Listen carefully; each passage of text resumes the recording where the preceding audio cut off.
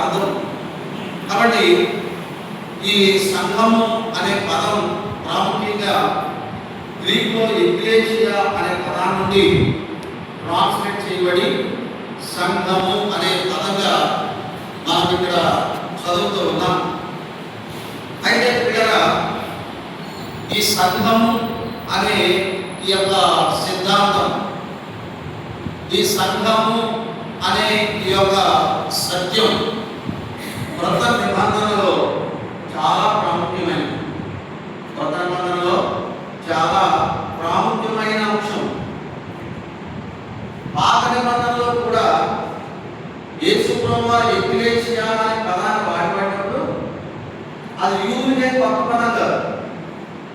అది యూదుల హృదయంలో అది కొత్త పదమేది కూడా ఆ పాత నిబంధనలో కూడా ఎక్లేసియా అనే పదానికి సంబంధించిన చాలా సందర్భాలు మరి పాత నిబంధనలో కూడా ఉన్నాయి. కాబట్టి ఒక్క మాట మనం చదువుదాము. అపోస్తలుల కార్యాల గ్రంథంలో 7వ అధ్యాయం చూడండి. అపోస్తలుల కార్యాల గ్రంథం 7వ అధ్యాయం 38వ వచనంలో సీనాయి పర్వతం మీద మాట్లాడిన దేవతలతోనూ మన పితరులతోనూ అరణ్యములోని సంఘమందు అన్నాడు. ఏంటంట? అంటే ఎక్లేసియాని మనం సంఘము అని మాత్రమే కాదు, సమాజము అని కూడా పిలవచ్చు. ఏం చెప్పండి? సమాజముగా కూడుట.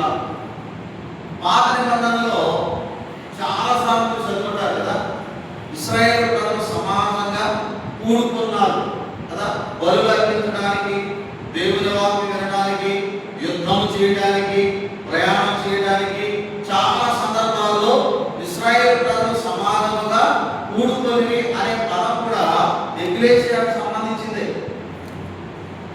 కాబట్టి ఇశ్రాయేలు ప్రజలకు ఈ ఎక్లేసియా పదం కొత్త పదమే కాదు. కానీ పాత నిబంధనలో వాడిన ఎక్లేసియా అనే పదానికి కొత్త నిబంధన క్రీస్తు ఎక్లేసియాకు వ్యత్యాసం ఉంది. ఏంటి చెప్పండి? వ్యత్యాసము ఉంది, ఒక ప్రత్యేకత ఉంది. ఎందుకంటే ఇది పాత నిబంధనలో ఎవరికి తెలియదు. ఇది సంగతి. ఏ సంగతి? క్రీస్తు ఎక్లేసియా, క్రీస్తు సంఘము అనే అంశము పాత నిబంధనలో ఎవరికి కూడా తెలియదు. ఇది ఒక అద్భుతమైన మర్మం. సంఘం అనేది ఏం చెప్పండి? ఆ యూదులకు, ఇశ్రాయేలు ప్రజలకు అద్భుతమైన ఒక మర్మంగానే ఉంటుంది. దేవుడు వారికి ఏమి కూడా దాన్ని బయటపరచలేదు. అపోస్తలుడైన పౌలు ఎఫెసీయులకు రాసిన పత్రిక 3వ అధ్యాయం 8వ వచనం నుండి మనం చదివితే, దేవుడు మన ప్రభువైన క్రీస్తు యేసునందు చేసిన నిత్య సంకల్పము చొప్పున పరలోకములో ప్రధానులకు, అధికారులకు, సంఘం ద్వారా మన యొక్క నానా విధమైన జ్ఞానం ఇప్పుడు తెలియబడాలని ఉద్దేశించి శోధింప శక్యము కాని క్రీస్తు ఐశ్వర్యమును అన్యజనులకు ప్రకటించుటకును సమస్తమును సృష్టించిన దేవుని యందు పూర్వకాలం నుండి, చూడండి మాట, దేవుని యందు పూర్వకాలం నుండి మరుగై ఉన్న ఆ మర్మమును కూర్చున్న ఏర్పాటు ఏంటిదో అందరికీ తేటపరచుటకును పరిశుద్ధులందరూ అత్వైన నాకు ఈ కృప అనుగ్రహించను అన్నాడు కదండి. సమస్తమును సృష్టించిన దేవుని యందు పూర్వకాలం నుండి మరుగై ఉన్న మర్మము, దాని ఏర్పాటు ఏంటిదో అందరికీ చెప్పడానికి ఆ మరుగైన మర్మాన్ని పరిశుద్ధులందరిలో అత్యల్పుడైన నాకు దేవుడు ఏం చేశాడు చెప్పండి? బయలుపరిచాడు. అపోస్తలుడైన పౌలు గారి ముందా, పేతురు యోహాను ముందా చెప్పండి?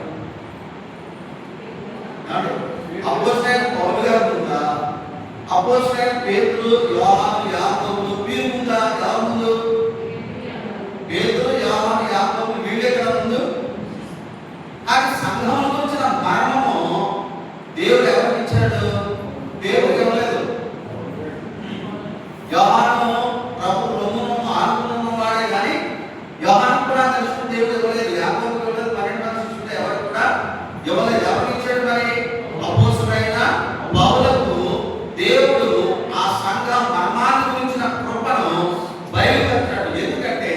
ఆ సంఘ మరణాన్ని అందరికీ తేటగా బోధించాడు.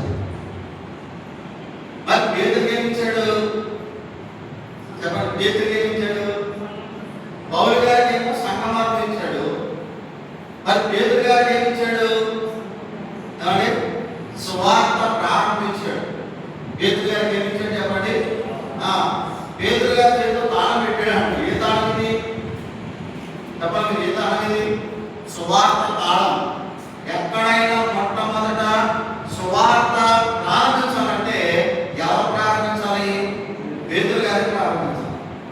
అది యూదుల్లో కావచ్చు చెప్పండి, అన్యుల్లో అయినా కావచ్చు. పౌలు గారు యూదుల్లో ప్రారంభంలో పనిచేశాడు. తర్వాత ఎక్కువగా అన్యజనుల మధ్యలోనే పని ప్రారంభించాడు. కానీ సువార్త ప్రారంభానికి దేవుడు మొదట ఎవరు వాడుకున్నాడంటే అపోస్తలుడైన పేతురుని. అలాగే ప్రియరా, యూదులకు ప్రారంభ సువార్త చెప్పింది ఎవరు? అపోస్తలుడైన పేతురు. 2వ అధ్యాయంలో అలాంటి 3000 మంది నమ్ముకున్నారు కదా. వీళ్ళంతా ఎవరు? యూదుల మధ్యలో సువార్త ప్రారంభం ఎవరి ద్వారా? పేతురు ద్వారా. మరి అన్యజనులకు సువార్త ప్రారంభం ఎవరి ద్వారా? పేతురు ద్వారా. ఎప్పుడు? అపోస్తలుల కార్యాల గ్రంథము 10వ అధ్యాయం కదండి. అపోస్తలుల కార్యాల గ్రంథము 10వ అధ్యాయంలో కొర్నేలి అనే ఆ సైన్యాధిపతికి సువార్త చెప్పాడు. ఎవరైతే అన్యుడు. పేతురు ఆకాశం నుండి ఒక దుప్పటి వచ్చి దాంట్లో చాలా రకాల జీవులు ఉంటే దేవుడు అడిగిన వాటిని చంపుతుంది అంటే, అయ్యా ఇందులో అపవిత్రమైన చాలా ఉన్నాయి, నేను వాటిని ఎప్పుడు కూడా తినలేదు అన్నప్పుడు, నేను పవిత్రపరిచిన దాన్ని నువ్వు ఎలా అపవిత్రమైన అంటావు అన్నప్పుడు ఆ దర్శనం వెళ్ళిపోయింది. అప్పుడు కొన్నేళ్ళు పేతురు దగ్గరికి వచ్చినప్పుడు అప్పుడు ఆ దర్శనం ఏంటో అర్థమైంది. ఏ మనుషులు నిషేధించబడిన వాడు కాదు, వాడు యూదుడైనా అన్యుడైనా యేసు ప్రభువారి సువార్త ప్రకటించడం ద్వారా ఆ యూదులకి రక్షణ, అన్యులకు కూడా రక్షణ కలుగుట. అది దేవుని సంకల్పము. అందుకే పేతురు ఏం చెప్పాడంటే యేసు క్రీస్తు అందరికీ ప్రభు. యేసు ప్రభు కుమార అతీతుడు. కాబట్టి ప్రియరా, సంఘం యొక్క మర్మం పౌలు గారికి దేవుడు బయలుపరిచాడు. సువార్త యొక్క ప్రారంభము అపోస్తలుడైన పేతురుకి దేవుడు ఇచ్చాడు. ఎవరికి ఏ దేవుడు ఆయన ఇస్తామో చెప్పండి, అది దేవుడు వారికి ఇస్తాడు. వేరే వారికి ఇచ్చింది మనం కోరుకోకూడదు. నేను ఎలాగ దేవుడి వరకు వాడబడాలో దేవుడు అది నాకు ఇస్తాడు. నా విశ్వాసాన్ని బట్టి, నా ఆత్మీయ పరిమాణాన్ని బట్టి దేవుడు అది నాకు అనుగ్రహిస్తాడు. కానీ కొంతమంది ఎవరో ఎక్కువ వాడబడుతుంటే అది నాకు కావాలంటే దొరికేది కాదు. కాబట్టి మర్మమైన సంఘము, మర్మమైన సంఘం, మర్మమైన అర్థం ఏంటంటే ఆ పాత నిబంధనలో యూదులకు ఎవరికి కూడా సంఘాన్ని గురించిన సంగతి ఏది కూడా తెలియదు. ఇప్పుడు సంఘం యొక్క గొప్పతనం ఏంటంటే, ఇప్పుడు యూదుల్లో ఉన్నవారు అన్నిల్లో ఉన్నవారు బయటికి పిలువబడి ఒక సమూహముగా ఏర్పడితే దాన్నే ఏమన్నా చెప్పండి? సంఘము.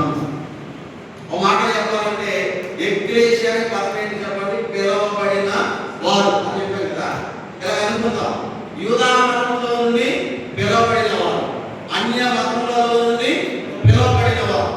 పిలువబడిన తర్వాత వాడు యూదుల అన్యులా? మీరు చెప్పండి. యూదులో నుండి పిలువబడిన వారు, అన్య జనాంగంలో నుండి పిలువబడిన వారు, వారు రక్షించబడ్డారు.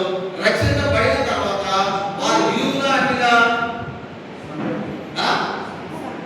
ఇప్పుడు యూదులు కాదు, అన్యులు కాదు. ఎవరిప్పుడు? సంఘము. ఏంటి చెప్పండి? ఇప్పుడు సంఘం. ఒక మాట చదువుకుందాము. కొరింథీయులకు రాసిన మొదటి పత్రిక, కొరింథీయులకు రాసిన మొదటి పత్రిక 10వ అధ్యాయము 32వ వచనాన్ని చదువుతున్నాం. చదవండి. 32వ వచనంలో కొరింథీ పత్రిక 10:32 యూదులకైనను గ్రీసు దేశస్థులకైనను దేవుని సంఘమునకైనను అభ్యంతరము కలగజేయుడి అన్నాడు. ఇక్కడ 3 గ్రూపులు కనబడుతున్నాయి. ఒకటి యూదులు, రెండోది గ్రీసు దేశస్తులు, మూడోది ఏమన్నాడు? ఆ దేవుని సంఘం అన్నాడు. అంటే యూదుల్లో నుండి రక్షించబడిన వారు, అన్యులలో నుండి రక్షించబడిన వారు, యూదా మతం నుండి బయటకు వచ్చిన వారు, అన్య మతంలో నుండి దేవుని పిలుపుని బయటకు వచ్చి ప్రభుని నమ్ముకుని ఒక సమాజంగా కూడుకున్న వారు ఏమన్నారంటే సంఘము అని చెప్పారు. సంఘము అని చెప్పారు. ఇంకో మాట కూడా చెప్పాలంటే ఎక్లేసియాని పిలవబడ్డారని చెప్పినట్టుగా మనందరూ ఎదిగినట్టుగా సింపుల్గా అర్థం కావడానికి లోకంలో నుండి, పాపంలో నుండి, మరణంలో నుండి, సాతాను బంధకాలలో నుండి, చీకటిలో నుండి ఉన్నాయి కదా ఇవన్నీ దేవుని వాక్యం ఇవన్నీ ఉన్నాయి కదా. వీటన్నిటిలో నుండి బయటకు వచ్చి ఒక సమాజంగా కూడుకున్న వారే ఏమని పిలవబడ్డారు చెప్పండి? సంఘము అని పిలవబడ్డారు. కనుక సంఘము అనే పదము ఎక్లేసియా అనే గ్రీకు పదంలో వచ్చింది. దాని అర్థం ఏంటంటే పిలవబడిన వారు.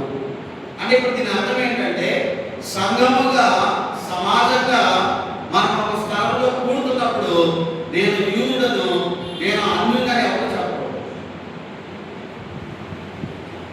ఇందులో ఈ సంఘంలో మతాలకు అత్యధికంగా ప్రజలు కలిసి ఉండాలి తప్ప మతాలు అనేది ఎప్పుడు పైకి రాకూడదు. సంఘంలో మతంతో సంబంధం లేదు, సంఘంలో కులాలతో సంబంధం లేదు, సంఘంలో నీ యొక్క ఆర్థిక స్థితిగతులతో సంబంధం లేదు, సంఘంలో క్రీస్తు ప్రభువుని నమ్ముకుని ఉండి భక్తిగా జీవిస్తే చాలు అంతే. ఈనాడు సంఘాలు దెబ్బతింట కారణం ఏంటంటే సంఘంలోనికి కులతత్వం వచ్చింది, సంఘంలోనికి ధనం అనేది పెరిగింది, సంఘంలోనికి నాయక దాహం అనేది పెరిగిపోయింది. కాబట్టి సంఘాల వాల్యూస్ ఏమైపోతున్నాయి చెప్పండి? బయటపడుతుంది. కాబట్టి సంఘము చాలా విశిష్టమైనది, చాలా ప్రాముఖ్యమైనది. అందులో ఒక కారణం ఏంటంటే ఇది ప్రత్యేకించబడింది. పూర్వదినాల్లో ఎవరికి బహిర్గతం చేయబడింది, నేడు పౌలు గారి ద్వారా దేవుడు మనకు బయలుపరచాల సత్యం ఏంటి చెప్పండి? సంఘం. రెండోది, సంఘం ఎందుకు ప్రాముఖ్యమైనది? సంఘం ఎందుకు ప్రాముఖ్యమైనది? రెండో అంశాన్ని నేను జ్ఞాపకం చేస్తాను. అదేమంటే థియాలజీలో 3 విషయాలు ఉన్నాయి. థియాలజీలో 3 సంగతులు ఉంటాయి ప్రాముఖ్యంగా. ఏంటి అవి అంటే మొదటిది దైవ శాస్త్రం. వాడేది ఏం చెప్పండి? దైవ శాస్త్రం. రెండోది దేవదూతల శాస్త్రం. రెండోది దేవదూతల శాస్త్రం. మూడోది మనుషుల శాస్త్రం. ఏం చెప్పండి? మనుషుల శాస్త్రం. థియాలజీలో 3 చాలా ప్రాముఖ్యమైనవి. ఒకటి దైవ శాస్త్రము, 2 దేవదూతల శాస్త్రము, 3వది మనుషుల. మనం మనుషులుగా అనుకుంటున్నాం కానీ అసలు మన మనుషుల శాస్త్రము మన గురించి అయితే మనకే ఆశ్చర్యం వేస్తుంది. చాలా విషయాలు మనకు తెలియక ఏదో పై వెళ్ళిపోతున్నాం. కానీ మానవుని పట్ల దేవుని సంకల్పాలు ఎంత గొప్పగా ఉన్నాయో మనకు అర్థం అవ్వాలంటే అది చదివితే అబ్బా అనిపిస్తుంది. ఈ 3 కూడా ప్రాముఖ్యంగా ప్రాముఖ్యమైన శాస్త్రాలుగా ఉన్నాయి. ఇందులో మొదటిది ఏంటి చెప్పండి? 3 చెప్పారు కదా. 3 మొదటిది దైవ శాస్త్రము. అంటే అర్థం ఏంటంటే దేవుని గురించిన శాస్త్రం. అంటే దేవునికి సంబంధించిన శాస్త్రం ఇది. దైవ శాస్త్రం అంటే ఏంటంటే దేవుని గురించిన శాస్త్రం. ఇందులో చాలా అంశాలు ఉన్నాయి. అసలు దేవుడు అంటే ఎవరు, ఆయన ఉనికి ఏంటి, ఆయన ప్రారంభం ఏంటి, అంటే ఆయన ఎలాగున్నా తన దైవత్వాన్ని కనబరుచుకుని ఎన్నో చాలా అంశాలు అందులో ఉన్నాయి. అవన్నీ నేను ఆలోచన చేస్తున్నప్పుడు నాకు చాలా పడలేదు. అంటే దైవ శాస్త్రం అంటే దేవుడి గురించిన శాస్త్రం. దోతులు అంటే దోతులు ఎక్కడ ఎలాగ పరిపూర్ణంగా అన్నాం. అలాగే మానవుడు గురించి ఈ 3లో మొదటి స్థానంలో ఏమన్నారంటే దేవుడు ఉన్నాడు. అంటే దేవునికి సంబంధించినది. ఏం చెప్పండి? దేవునికి సంబంధించింది. మనము సంగతులు ఆలోచన చేస్తూ ఉన్నప్పుడు ఈ దేవుని గురించిన సంగతులు మనం ఆలోచన చేస్తూ ఉన్నప్పుడు ప్రాముఖ్యంగా రెండు విషయాలు, కొన్ని విషయాలు సంఘం యొక్క విషయాలు మనం ఆలోచన చేస్తూ ఉన్నాం. 16-18 మత్తయి సువార్తలో యేసు ప్రభువు వారు ఏమన్నారు? ఈ బండ మీద నా సంఘమును కట్టుదును అన్నాడు. అంటే సంఘం ఎవరికి సంబంధించింది? క్రీస్తుకు సంబంధించింది, అంటే దేవునికి సంబంధించింది. ఎందుకు సంఘం విశిష్టమైనది? సంఘం ఎందుకు ప్రాముఖ్యమైనది? సంఘాన్ని ఎందుకు మనం గౌరవించాలి? సంఘాన్ని ఎందుకు మనం గొప్ప చేయాలో కొన్ని మాటలు నేను జ్ఞాపకం చేస్తాను. చూడండి, సంఘం ఎందుకు ప్రాముఖ్యమైందో కొన్ని సంగతులు చూద్దాం. మొదటి చూడండి, ఎఫెసీ పత్రిక 1వ అధ్యాయము 4వ వచనం చదువుతున్నాం. ఎఫెసీ రాసిన పత్రిక 1వ అధ్యాయం 4వ వచనం. ఎక్కడగా ఉచితంగా మనకు అనుగ్రహించిన మన గొప్ప మహిమకు కీర్తి కలిగినట్టు మన చిత్త ప్రకారమైన దయా సంకల్పం చొప్పున యేసుక్రీస్తు ద్వారా మనకు కుమారులుగా స్వీకరించుటకై మనలను ముందుగా మన కోసము నిర్ణయించుకున్నాడు. ముందుగా ఎప్పుడు? సంఘ స్థాపన ఎప్పుడు మనం చూస్తున్నాము? అపోస్తలుల కార్యముల గ్రంథము 2వ అధ్యాయంలో పెంతెకోస్తు పండుగ దినమున సంఘ స్థాపన భూమి అది. కానీ సంఘముల గురించిన ఆలోచన ఎప్పుడు? కాబట్టి సంఘం గురించిన ఆలోచన ఎప్పుడో తెలుసా? అసలు భూమి లేక ముందు, ఒక మనిషి కూడా లేక ముందే దేవుడు దేని గురించి ఆలోచన చేశాడు? సంఘం ఎందుకు ప్రాముఖ్యమైందంటే రవ్వంత భూమి లేకముందే, ఒక మానవుని కూడా దేవుడు చేయక ముందే ఆయన మన మనసులో దేని పెట్టుకున్నాడు? సంఘమును. సంఘం ఎందుకు ప్రాముఖ్యమైందంటే ఇదేదో నిన్న మొన్న ఎవరో పెడితే వచ్చింది కాదు. జగత్ పునాది వేయబడక ముందే సంఘానికి వచ్చిన ప్రణాళిక దేవుడు కలిగి ఉన్నాడు.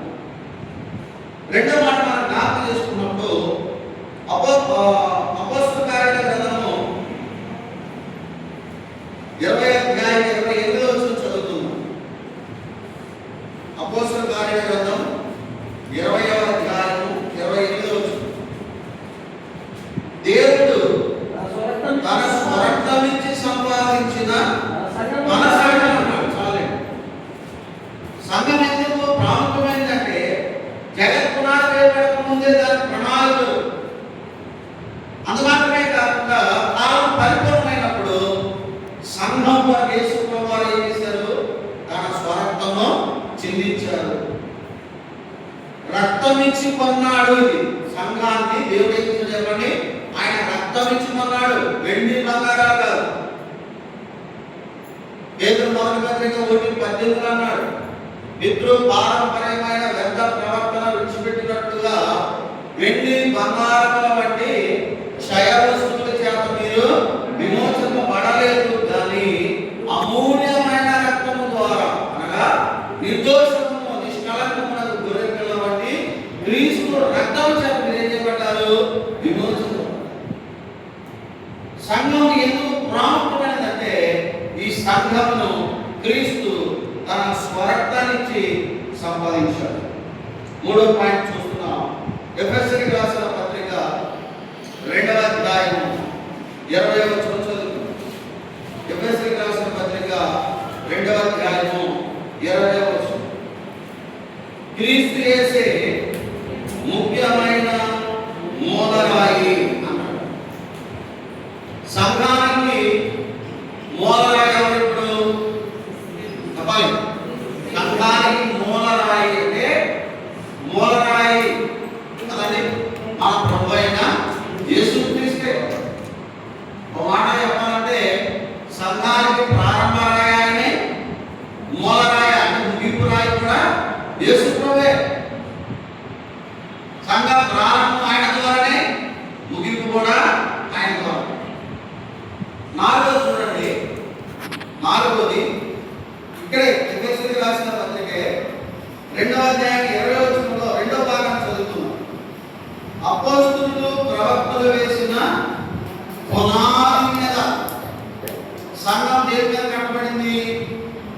చెప్పాలి. దేని మీద? క్రీస్తు ముఖ్యమైన మూలరాయి. అంత మాత్రమే కాకుండా అపోస్తలులు, ప్రవక్తలు. ఎవరంటే చెప్పండి? అపోస్తలులు, ప్రవక్తలు. క్రొత్త నిబంధన ప్రవక్తలు ఎవరు?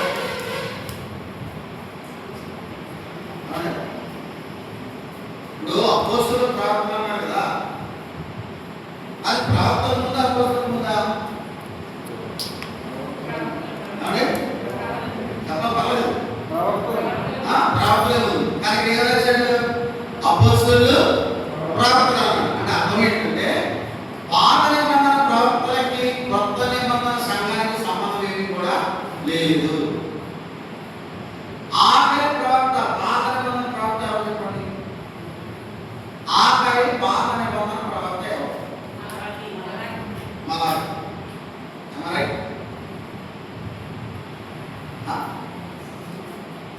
అంటే పాత నిబంధన ఆఖరి పుస్తకం ఏంటి? అందుకే కట్టుబాట్లు ఏం చేశారు? కానీ పాత నిబంధన ప్రవక్త కొత్త నిబంధన క్రమంలో ఉన్నాడు. ఆఖరి ప్రవక్త ఎవరు? బాప్తిస్మం ఇచ్చు యోహాను ఆఖరి ప్రవక్త. ఇతను పాత నిబంధన ప్రవక్తే. ఇప్పుడు బాప్తిస్మం ఇచ్చు యోహాను తర్వాత ఎవరు ప్రవక్తలు లేరు. కానీ అపోస్తలుల కార్యక్రమాల్లో అక్కడక్కడ కొంతమంది ప్రవచించారు. ఆగాపుగానే వాడుతున్నారు. అక్కడ కళ్ళు వస్తుంది, వెళ్ళొద్దని బౌద్ధ చెప్తాడు కదా. అంటే ఈ ప్రవక్తలు వేరు, పాత నిబంధన ప్రవక్తలు వేరు. సంఘం విషయంలో పాత నిబంధన ప్రవక్తలకు ఏమి సంబంధం లేదు. అందుకనే పరిశుద్ధాత్ముడు ఎప్పుడు తప్పు రాయించింది దైవ గ్రంథం మనం అర్థం చేసుకోవడమే తప్పు. కాబట్టి అపోస్తలులు ముందు వచ్చారు, తర్వాత కొత్త నిబంధన ప్రవక్తలు వచ్చారు తప్ప ఈ ప్రవక్తలు పాత నిబంధన ప్రవక్తలు అని ఎప్పుడు కూడా మనము ఆలోచన చేయడానికి వీలు లేదు. కాబట్టి ప్రారంభ సంఘ ఫౌండేషన్ ఎవరు వేశారు అంటే అపోస్తలులు, ప్రవక్తలు వేశారు. ఎందుకు ఈ మాట చెప్పుకుంటాము? సంఘం యొక్క ప్రాముఖ్యత, సంఘం ఎందుకు గొప్పది, సంఘం ఎందుకు విశిష్టమైనదో మనకు అర్థం కావడం కోసము ఈ మాట నేను వరుసగా చెప్తున్నా.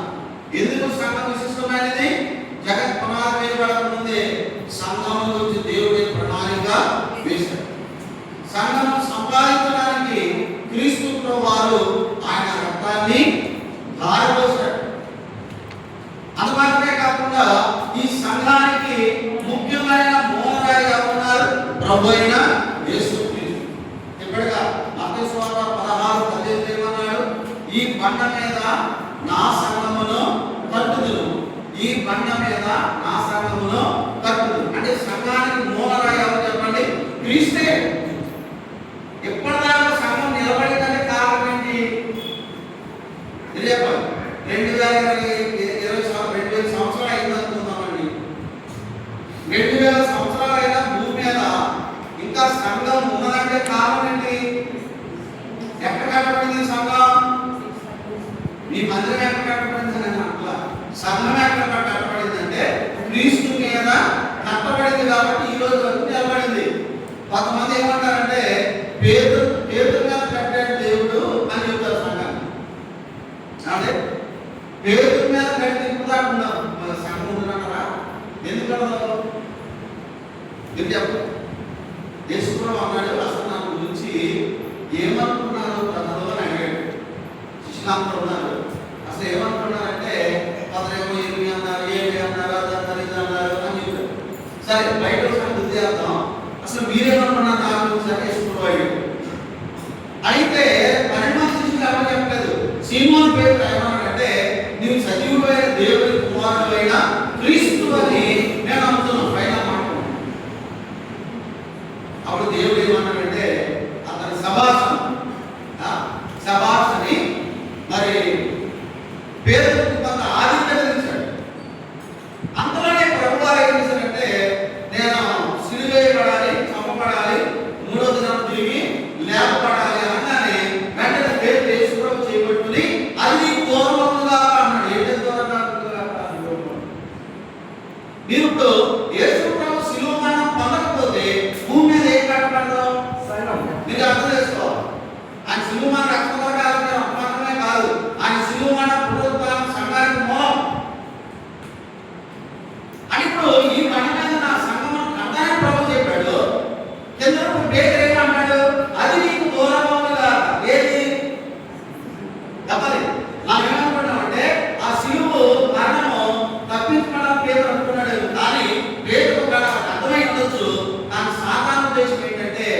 బండ మీద, క్రీస్తు మీద, భూమి మీద సంఘం ఏమాత్రం కట్టడానికి వీలు లేదు.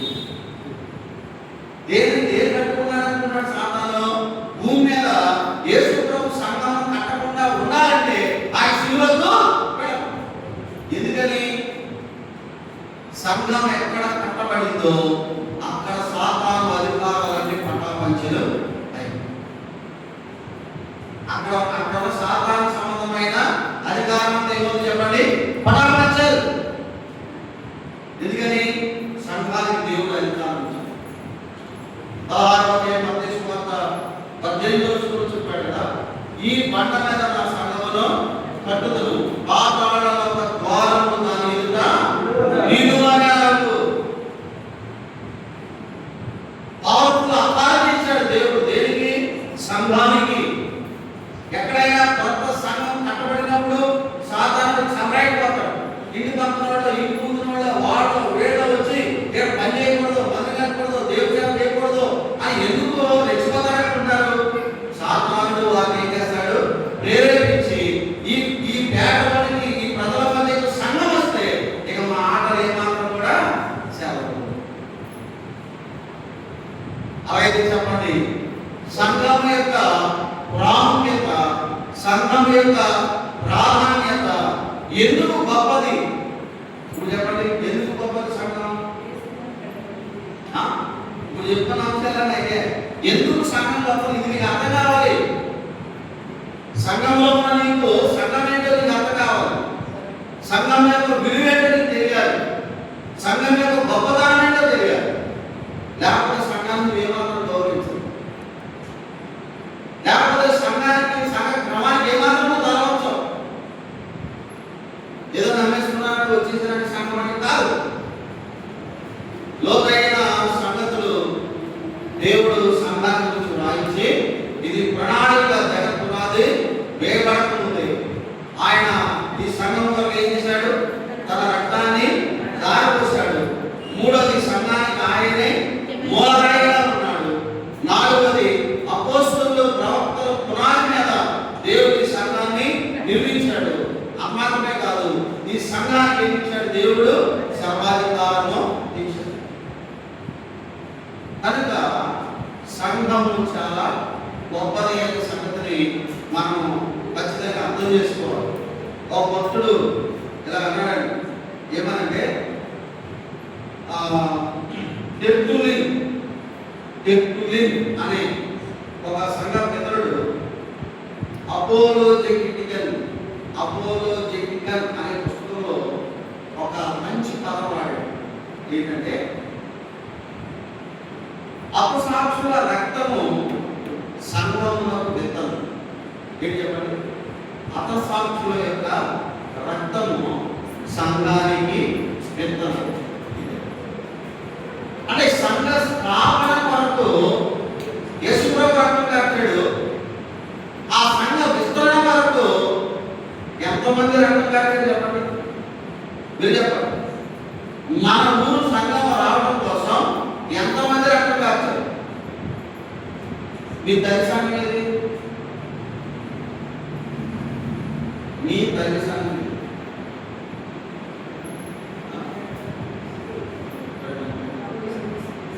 ఏం బాగలేదు. మనం మాట్లాడుకున్నాం. నేను ముందే ప్రసంగం చేయను. ఓకే, కొన్ని విషయాలు అవగాహన చేసుకోండి. బైబిల్ దర్శనం అయితే కొన్ని అర్థం చేసుకో, అవగాహన చేసుకో. మాకు దర్శనం లేదు.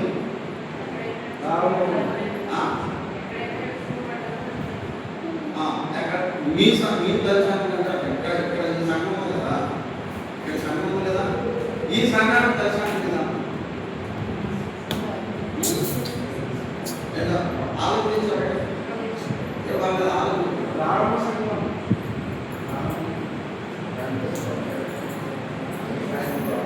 అంటే ప్రభే ఇంకా ఏం కావాలి అంతే. అదే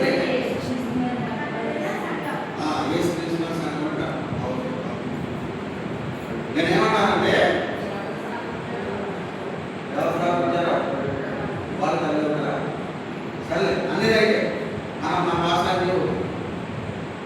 కానీ నాకు అర్థమైంది ఏంటంటే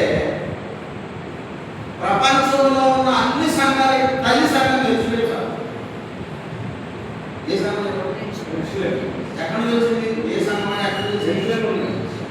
ఖచ్చితంగా మనం ఏమని చెప్పాలి?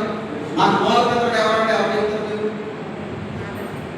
మూలపితరుడు మన మూలపితరుడు ఎవరంటే ఎవరు? ఆదాము. అవును, చాలా మంది ఉన్నారు. కానీ మూలపితరుడు ఎవరు? ఆదాము, హవ్వ. మన పరిసరం మనుషులు మీకు అందరైతే అర్థం చేసుకుంటారు. ఏ సంఘమైనా ప్రపంచంలో ఏ సంఘంలో వచ్చిందంటే యెరూషలేములో కదా. అపొస్తలుల కార్యగ్రంథం 1:9 అన్నాడు, పరిశుద్ధాత్మ వచ్చినప్పుడు మీరు శక్తి పొందెదరు.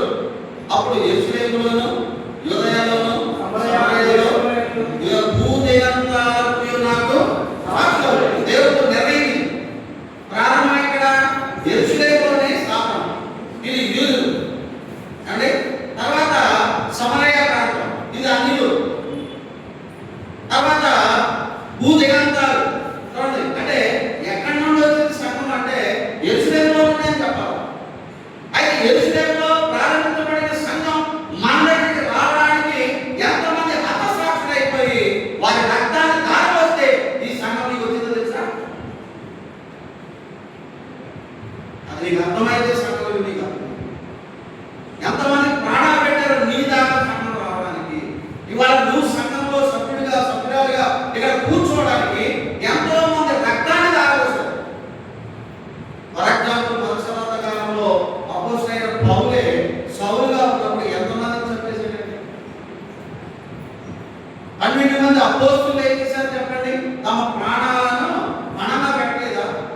ఇంకా చరిత్రలో ఎంతో మంది వారి ప్రాణాలను పెట్టారు. అందుకనే తెర్తులిన్ అనే ఈ సంఘ సంస్కర్త ఏం చెప్పాడంటే అనేక హతసాక్షుల రక్తం యొక్క విత్తనముతో సంఘము విస్తరించింది.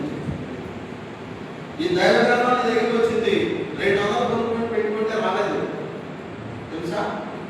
దైవ గ్రంథం మీ దగ్గరికి వచ్చింది 200 పెట్టి కొనుక్కున్నానంటే కుదరదు.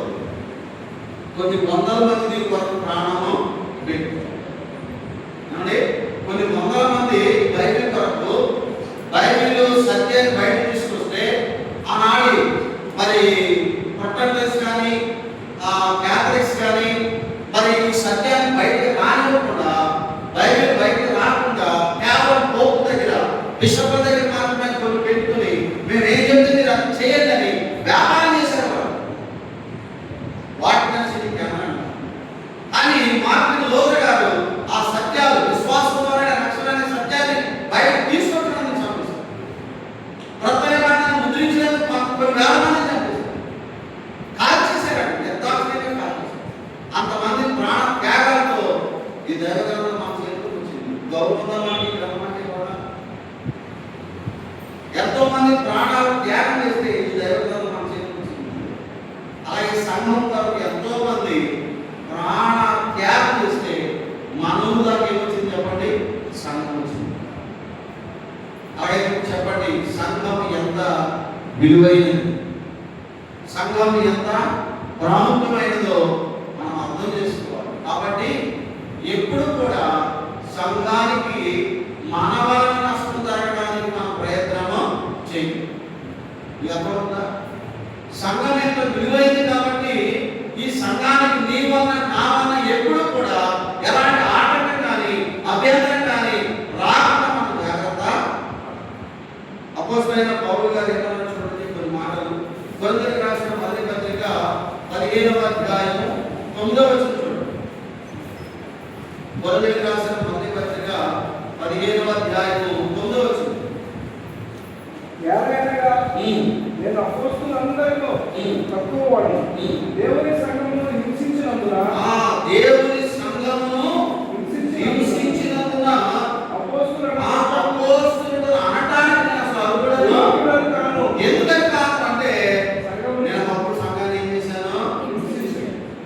సంఘాన్ని హింసించాను. కాబట్టి అసలు అపోస్తలుడు అని పేరు పెట్టుకోవడానికి నేను యోగ్యుడను అంటే తప్పేంటో తెలుసుకున్నాడు.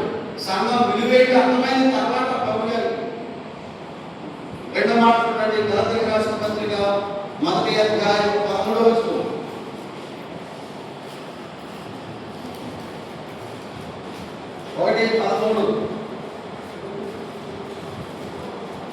గలాతీయుల పత్రిక 1:13 పూర్వమందు యోధ మతస్థుడై ఉన్నప్పుడు నేను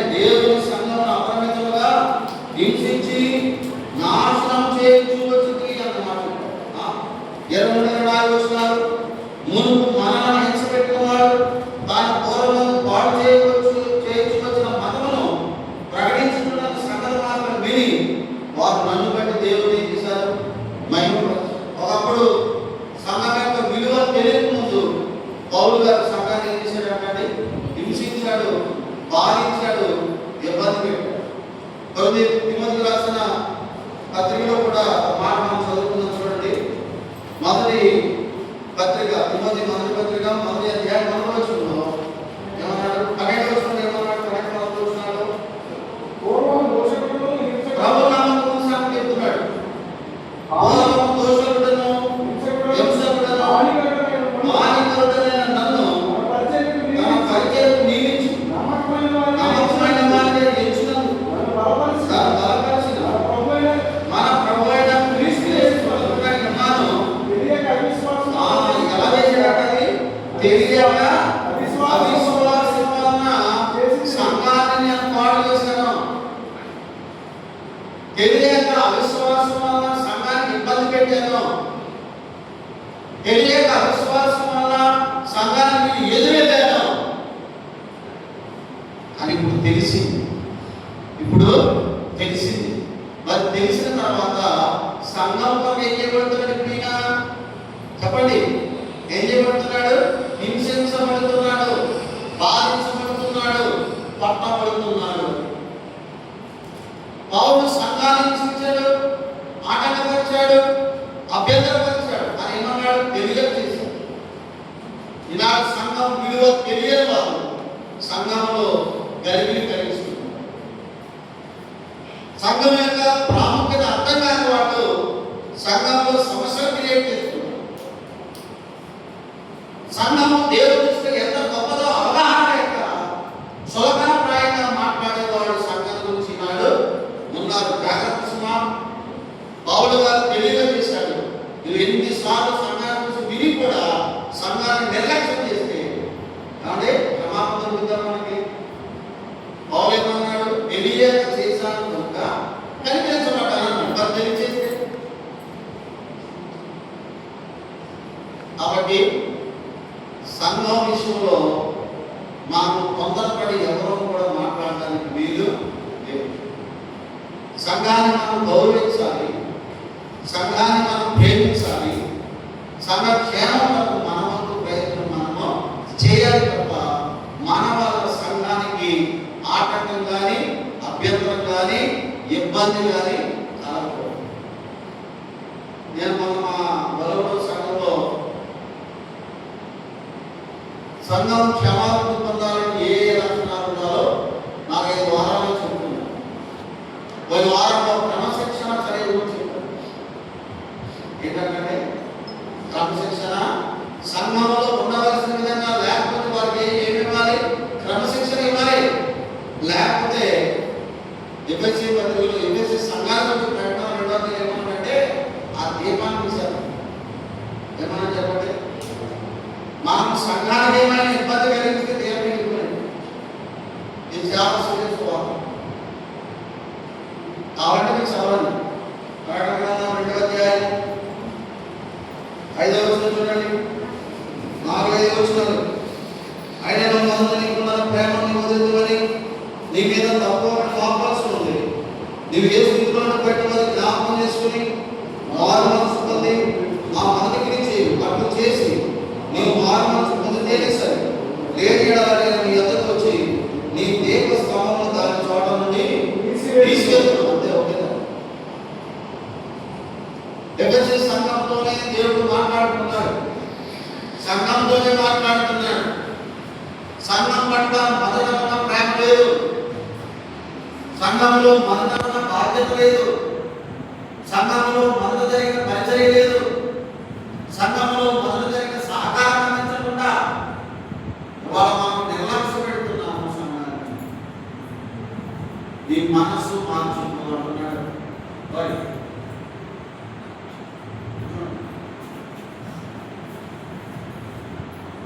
ఏం పదమన్నాడు చెప్పండి? మారు మనసు పొందాలి. మారు మనసు అంటే మారు మనసు పొందని చెప్పినట్టు ఎవరు చెప్పినట్టు? ఇప్పుడే చెప్పిన కదండి. ఎఫెసీలో ఉన్న సంఘపు దూతలకు ఎలాగో రాయమన్నాడు. ఇప్పుడు మారు మనసు పొందితేనే సంఘం అన్నాడు. ఇప్పుడు మారు మనసు అంటే ఏంటి? సంఘం కూడా మారు మనసు పొందాయా? సంఘం కూడా మారు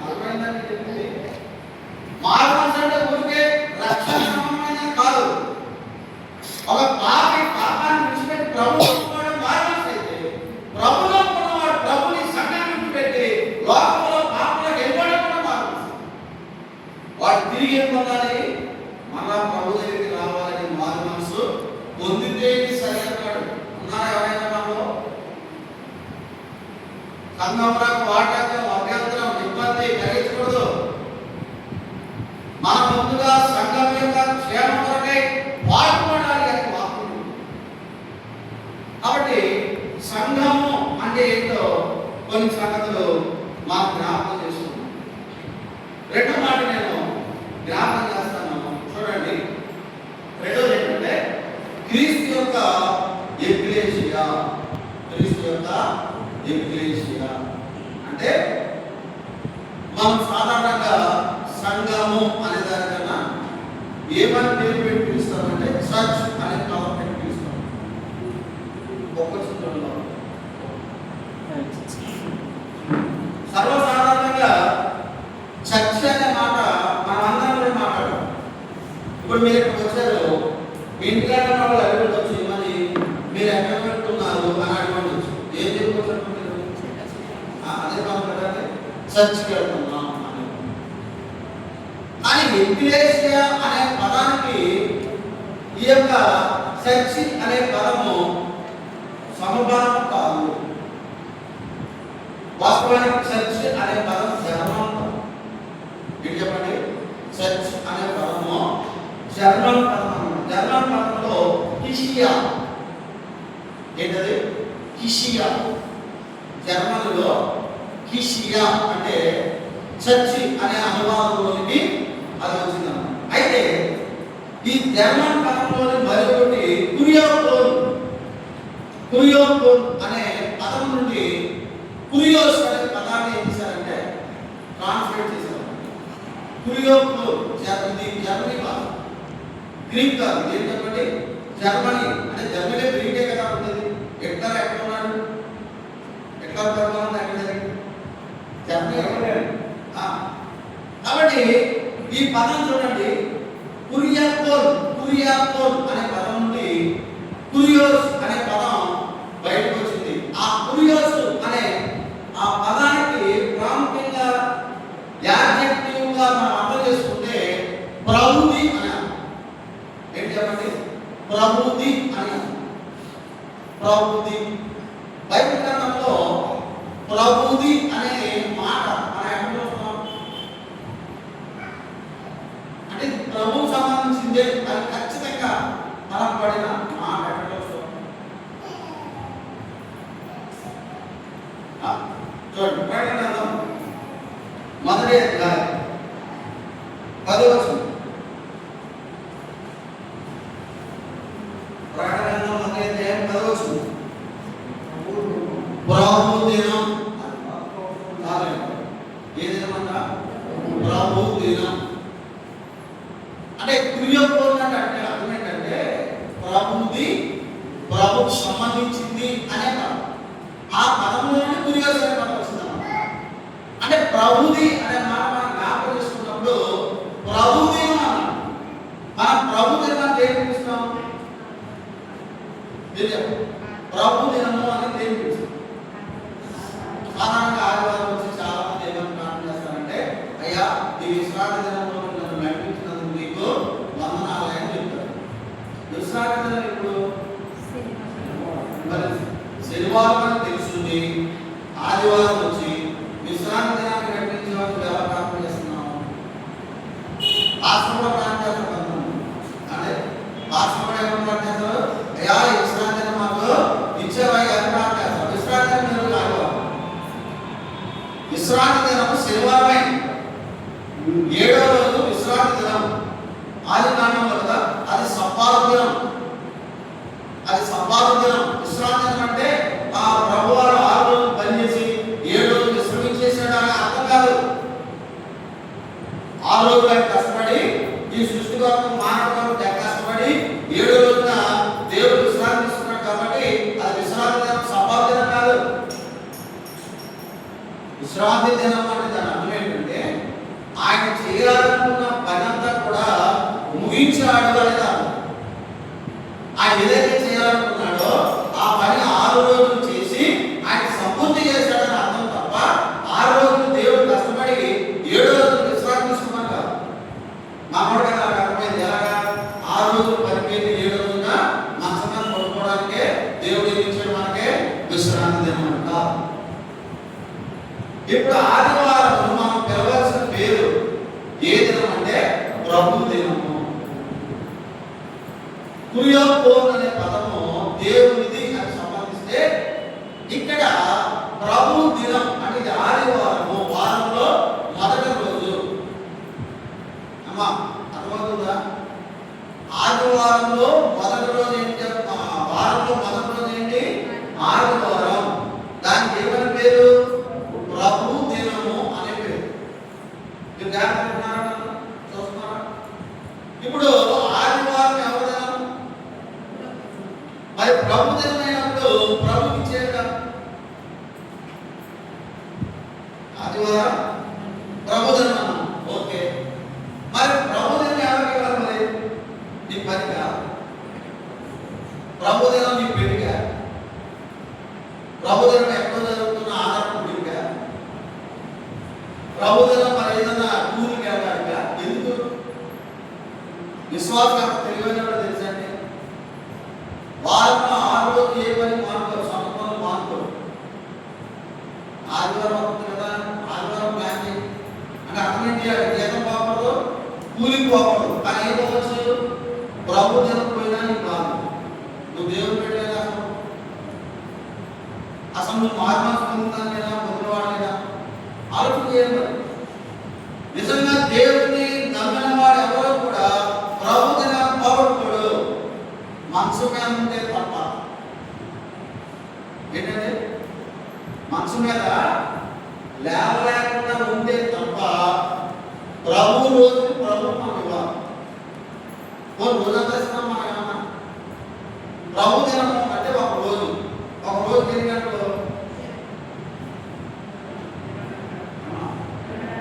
ఒక రోజు ఎన్ని గంటలు అంటే ఇప్పుడు దేవుడి సరికి ఎన్ని గంటలు కూర్చోవాలి? ప్రభు దినం ఆదివారం అంతా ప్రభుదే, 24 గంటలు ప్రభువే. మరి 24 గంటలు మనం ఎవరి ఇప్పుడు ప్రభు కనీసం 24 గంటల దశమానం ఎంత మా మందిలో ఉంటుంది? అంతేగా, అంతేనా? 2 గంటలున్నారా? ఇంకా ఈడ్చుకుంటే 1 గంట, 3 గంటలు మించేది ఉన్నారు. 20 గంటలు మనం మాత్రమే వాడుకున్నాం. ఆ 2 గంటలు నరమేద నీ పనులు. ఎందుకంటే ఆ 2 గంటలు నరపడం దేవుడికి ఇవ్వకపోతే, ప్రభు దినాన ప్రభు సన్నిధిలో ఉండకపోతే అసలు నువ్వు ఏ విశ్వాసని? నువ్వు పరిశీలన చేసుకో. రెండోది చూడండి, కొరింథీయులకు రాసిన మొదటి పత్రిక 11వ అధ్యాయము 20వ వచనం.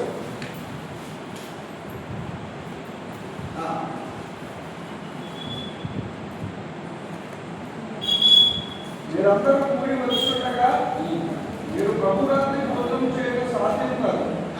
ఏదైనా మీరు ఆ భోజనం చేయనప్పుడు ఒకరికంటే ఒకరు ముందుగా తరబట్టుకు తాను భోజనం చేయాలి. ప్రభు రాత్రి భోజనం మీరు కొరింథీ పత్రిక 11వ చదువుతున్నప్పుడు ప్రభు రాత్రి భోజనం వేరు, భోజనం వేరు. మీకు అర్థమవుతుందండి? కొరింథీ మొదటి పత్రిక 11వ అధ్యాయంలో 2 భోజనాలు ఉంటాయి. ఒకటి ప్రభు రాత్రి భోజనం ఉంటుంది, తర్వాత మీ భోజనం. అంటే ఆ దినాల్లో ఇప్పుడులాగా ఎక్కడ పడితే అక్కడ సంఘాలు ఉండేవి కావు. కొరింథీ పట్టణం మొత్తానికి ఒకే సంఘం. ఇందులో ఏమని పేరు ఉన్న జగత్తంలో కొరింథీలో ఉన్న సంఘం, గలాతీ ప్రాంతంలో ఉన్న సంఘం, ఎఫెసీలో ఉన్న సంఘం, ఫిలిప్పీలో ఉన్న సంఘం, అంటే ఆ ఊరు మొత్తానికి ఒకే సంఘం. కొరింథీ పెద్ద పట్టణం అన్నమాట, కేంద్ర ప్రాంతం అనేది అన్నమాట. మొత్తం ఒకే సంఘం. ఎక్కడెక్కడో వచ్చేవారు అన్నమాట. వచ్చినప్పుడు వాడు ఏం తెచ్చుకునేవారు? క్యారెట్ తెచ్చుకున్నారు. క్యారెట్ తెచ్చుకుంటే ఇప్పుడు సమస్య వచ్చింది అదే కదా. ఇప్పుడు మంచి దూరం ఉన్న వాడికి తొందరగా ఏమంటే మొక్కేసుకొచ్చాడు క్యారెట్. ఆడు మనసాన్ని ముక్క మీద ఉంటే వాసన వచ్చేస్తే ఆడు తరబడి తినాలనుకుంటాడు. ఆ మొక్కడే తీసుకుంటాడు. నాకు ఇంటిగా తినాలనుకుంటున్నాడు. అని ఇప్పుడు ప్రభు సన్నిధికి వచ్చింది ఎందుకు వెళ్ళంటే ప్రభు రాత్రి భోజనం చేయడానికి. వాస్తవానికి ఆరాధన ఎప్పుడు జరిగేది? ప్రారంభంలో రాత్రి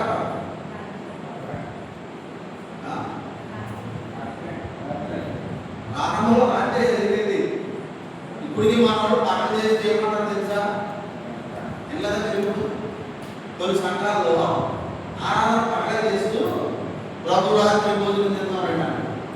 ఏ రాత్రి అంట? 11 రోజులు పెట్టి ప్రభు రాత్రి పెట్టి ప్రారంభ సంఘంలో రాత్రి పూటే ఆరాధన జరిగేది. క్రీస్తు శకం ఇంచుమించు 100 సంవత్సరాల వరకు కూడా వారు రాత్రి పూటే వారు ఏం చేసేవారంటే ఏదో ఒక రహస్య స్థానంలో గ్యాదర్ అయి దేవుడిని వాళ్ళు ఆరాధించేవారు. అయితే చరిత్రలో కొన్ని సమస్యలు వచ్చినాయి. ఏంటంటే రాత్రులు రహస్యంగా అండర్గ్రౌండ్ వెళ్ళిపోతారు. ఏం చేస్తారు? ఆడవాళ్ళు ఎక్కువ మంది ఉంటారు కదండి. వాళ్ళ ఇంట్లో నిర్మాణం అర్ధరాత్రి ఎలా పెట్టుకుంటూ బయట మనం చెబుతుంది. బయట పట్టుకెళ్తాం కాబట్టి ఎవరైనా మనం చూస్తే ఏమంటారు? బయట చేస్తాం కాబట్టి ఏమంటారు? రాత్రి వెళ్తాం. మరి ఆడ బయట ఉందా? అడుగునా బైబిల్ ఉందా? బైబిల్ లేదు. కాబట్టి వాళ్ళు మామూలుగా వెళ్ళిపోతామన్నమాట. వెళ్ళిపోతాను అని ఒక చెత్త పుకార్లు వచ్చింది. యువతికి రాత్రి వెళ్ళేది ఏదో కార్యక్రమాలు చేస్తున్నారని పుకార్లు వచ్చిన కారణంగా ఇంచుమించుగా 100 సంవత్సరాలు భయపడిన తర్వాత అపోస్తలులందరూ కూడా ఆలోచన చేసి దేవుడికి అవమానం వస్తుంది ఉండటం అన్నది దీని పగలకు మార్చారు. అని మనోడు పగల చేసుకుంటూ కూడా ఏమంటారంటే ప్రభు రాత్రి భోజనం అంటారు. ఇప్పుడు ప్రభు రాత్రి భోజనం మనం అనవలసిన అవసరం లేదు. ఇప్పుడు ఇక్కడ కొరింథీ పత్రికలో పౌలు ఏమన్నాడు? ప్రభు రాత్రి భోజనం అన్నాడు. అంటే ఎవరిది?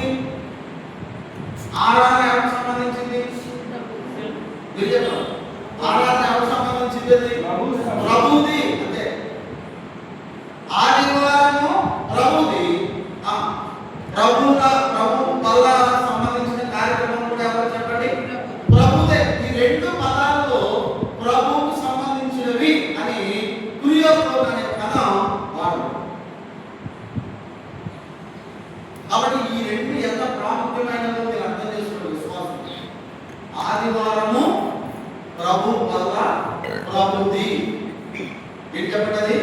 ప్రభుది అంటే దాని మనం వస్తున్నామంటే ఎవరు కలుసుకోవడానికి వస్తున్నాం? ప్రభుని కలుసుకోవడానికి. కాబట్టి ఎంత విశేషమైనదో ఆ మాట మనం అర్థం చేసుకోవాలి.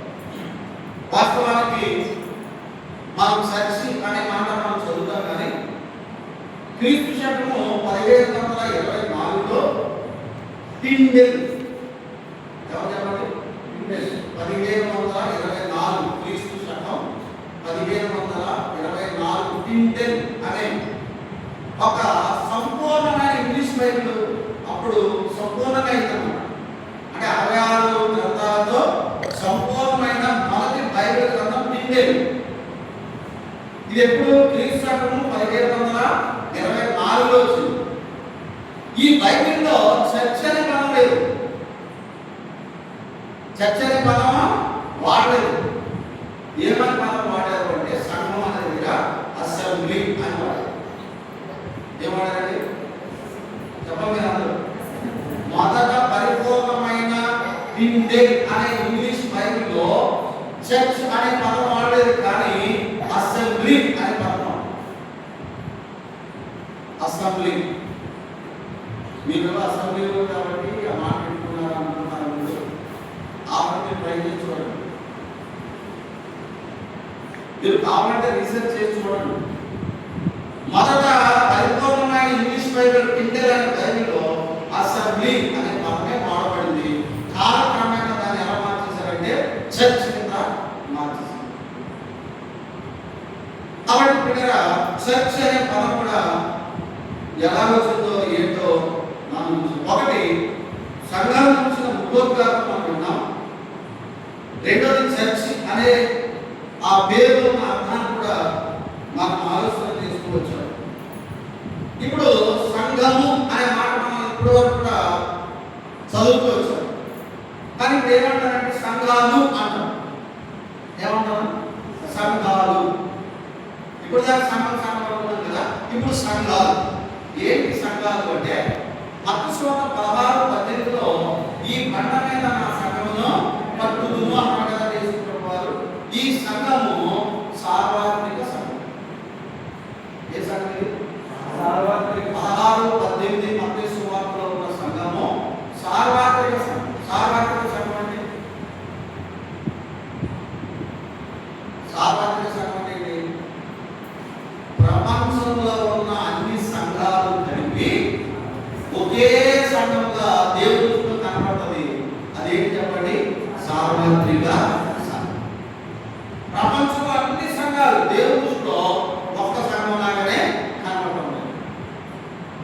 దాన్ని ఏమన్నారంటే సార్వత్రిక సంఘం.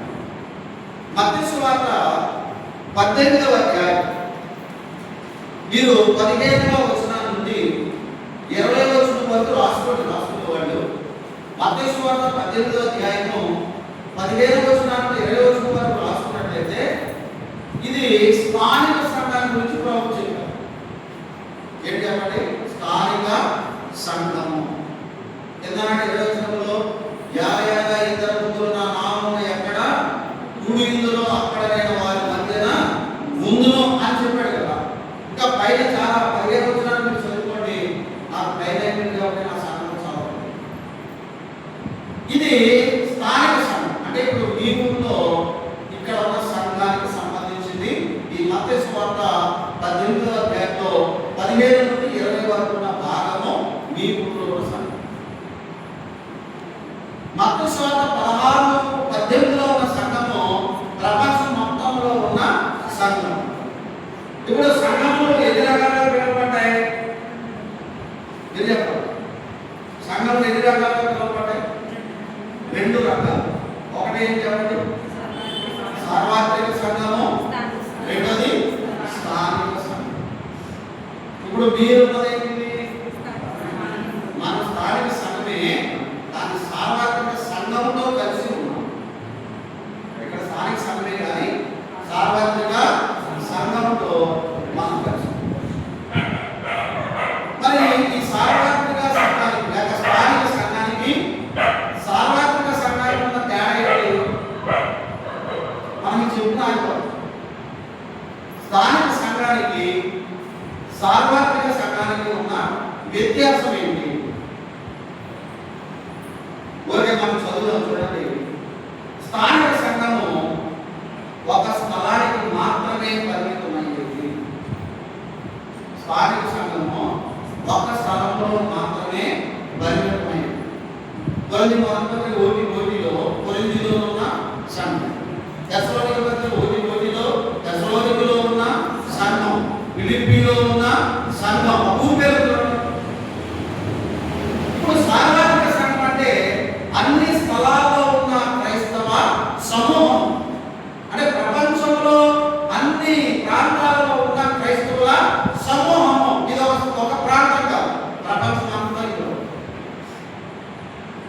రెండోది స్థానిక సంఘం అంటే అనేక సంఘాలుగా విభజించబడి ఉంది. స్థానిక సంఘాలంటే అనేక సంఘాలుగా ఉంటాయి. ఉదాహరణకు మీకు ఇక్కడ ఒక సంఘం ఉంది, అక్కడ కూడా మోసరత్తులో కూడా ఓ సంఘం కదా ఉంటాయి కదా.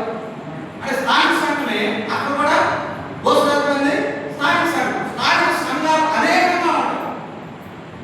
రోమాపత్రిక 16:16లో క్రీస్తు సంఘాలు అని, క్రీస్తు సంఘాలు అంటే ఇప్పుడు క్రీస్తు సంఘం తెలబడుతుంది అదే కదండి. అంటే ఆయా స్థలాల్లో ఉన్న సంఘాలన్నీ క్రోడీకరించి ఓ మాట చెప్పాడు. ఏం చెప్పాడు? క్రీస్తు సంఘాలు. అంటే స్థానిక సంఘాలు ఒకటి కంటే ఎక్కువగా ఉంటాయి. కానీ సార్వత్రిక సంఘము మరి ఒకే సంఘము, అదేంటంటే క్రీస్తు శరీరం. సార్వత్రిక సంఘము ఒక్కటే, దానికి కట్టబడిన పేరు ఏంటంటే క్రీస్తు శరీరము. ఎఫెసీ పత్రికలో 1వ అధ్యాయము 22-23 వచనాల్లో ఆయన శిరస్సు సంఘము శరీరం. ఇది సార్వత్రిక సంఘం. మూడవది, ఒక స్థలంలోని వ్యక్తులు విశ్వాసం ఇచ్చినప్పుడు సంఘం ప్రారంభించబడుతుంది. ఇది వివిధ కాలాల్లో నిర్మితమవుతాయి. స్థానిక సంఘాలు అన్ని ఒకసారి ప్రారంభించబడతాయా? చెప్పండి. స్థానిక సంఘాలు అన్ని ఒకసారి ప్రారంభించబడవు. ఇక్కడ ఒక సంవత్సరం ప్రారంభించబడచ్చు, ఇంకో సంవత్సరం అయి ఉండొచ్చు. దేవుడికి శక్తిని ఇస్తే ఇంకో చోటకి వెళ్తే 3వ సంఘం, ఇంకో సంవత్సరం, అన్ని ఒక సంవత్సరంలోనే కాదు.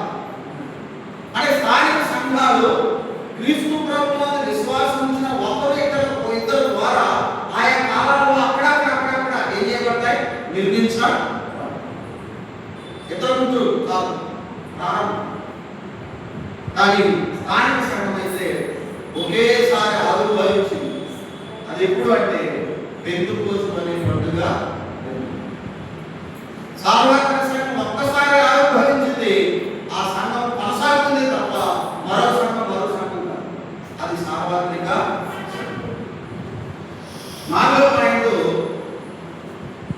ఒక వ్యక్తి